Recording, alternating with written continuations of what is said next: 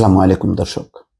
বাংলাদেশিদের জন্য আবার বন্ধ মালদ্বীপের শ্রম বাজার। দর্শক, এই খবরটি এমন সময় আসলো যখন সত্যি বাংলাদেশ সংকটে, রিজার্ভের সংকট, রেমিটেন্সের সংকট, ব্যাংকগুলোর অবস্থা খুবই শোচনীয়, শেয়ার বাজার টালমাটাল অবস্থা। ঠিক এই সময় কোনো সুখবর আসছে না, বরং যে সমস্ত বাজারগুলো মুক্ত ছিল, শ্রমিকরা যেত এবং রেমিটেন্স পাঠাতো, সেই বাজারগুলো বন্ধ হচ্ছে। মালদ্বীপের আগে মালয়েশিয়ার খবরও এসছে যে মালয়েশিয়ায়ও নতুন রিক্রুটমেন্ট বন্ধ। এখন আসলো মালদ্বীপের। কোথায় শেষ পর্যন্ত ঠেকবে আমাদের এই পরিস্থিতি বা পরিণতি, আল্লাহ মালুম। যা খবর হচ্ছে এই যে চালুর 3 মাস পরই বন্ধ হয়ে গেল কর্মী পাঠানো। দালালের হাতে টাকা দিয়ে এখন ভোগান্তিতে আছেন অনেকে। মহিউদ্দিন রিপোর্ট করছেন প্রথম আলোতে। আবার বন্ধ হয়ে গেল দক্ষিণ এশিয়ার দ্বীপরাষ্ট্র মালদ্বীপের শ্রম বাজার। কোনো দেশের জন্য বরাদ্দ করা সর্বোচ্চ কর্মী নিয়োগের কোটা পূর্ণ করেছে বাংলাদেশ, তাই নতুন করে কোনো কর্মী ভিসা পাচ্ছেন না। এতে ভোগান্তিতে পড়েছেন দালালের হাতে টাকা দিয়ে ভিসার অপেক্ষায় আছেন যারা। প্রবাসী কল্যাণ ও বৈদেশিক কর্মসংস্থান মন্ত্রণালয় এবং মালদ্বীপের বাংলাদেশ হাইকমিশন সূত্র বলছে, বিদেশি কর্মী নিয়োগের ক্ষেত্রে বাড়তি সতর্কতা অবলম্বন করে মালদ্বীপের গত সরকার কোনো একক দেশ থেকে 1 লাখের বেশি কর্মী না নেওয়ার একটি আইন সংসদে অনুমোদন করেছে তারা। তাই বাংলাদেশ থেকে নতুন কর্মী ভিসা পাচ্ছেন না, তবে দেশটির নতুন সরকার এটি পর্যালোচনা করছে। 22 মে একটি বিজ্ঞপ্তি জারি করে মালদ্বীপের বাংলাদেশ হাইকমিশন।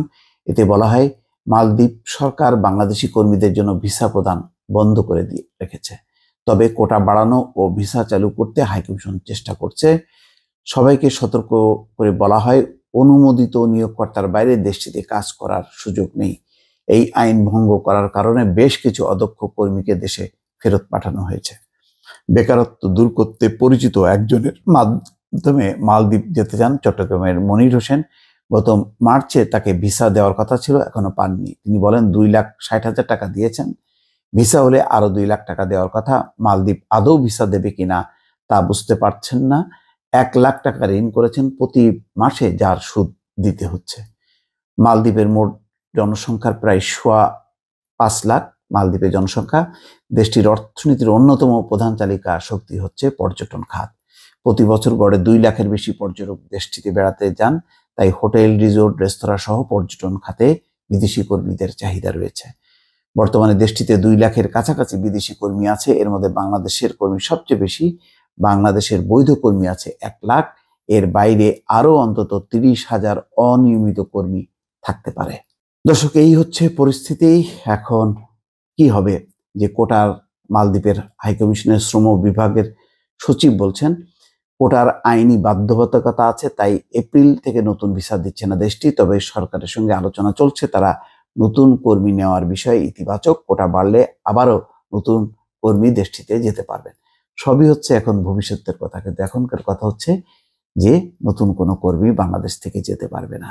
এইভাবেই আমাদের সংকটটা কিন্তু আস্তে আস্তে ঘনীভূত হচ্ছে। এর শেষ দিকটা কি দর্শক, আমরা কেউ জানি না। ভালো থাকবেন। আল্লাহ হাফেজ।